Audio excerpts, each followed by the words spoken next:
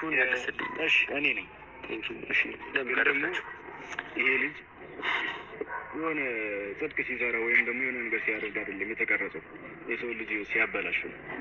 ይሄ ደግሞ ዛሬ መጥቶ ማንም ቢጠየቀኝ አሁንም ነገም እኔ ነኝ የቀረጽኩት ብዬ ነው የምናገረው። ምክንያቱም እያደረገ ስለነበረ ቀረጽኩት።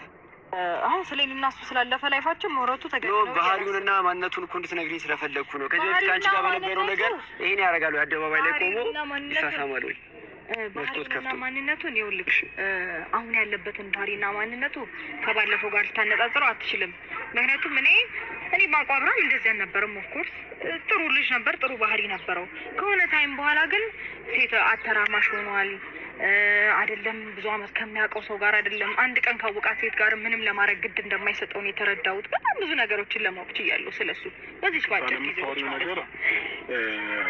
ያየሁትን እኮ ነው የምንነገረው፣ ያየሁትን ነገር ነው የምናገረው። አንድ ቀን ያገኘኋትን ሴት እንደዛ ነው የተረዳሁት። ገባ? ግድ የለህም ባየሁት ተረዳሽው ስላየ ሳይሆን ስላየሽው ባየሁት ልክ የሰውን ስም ዝም ብለሽ አታጥፊ።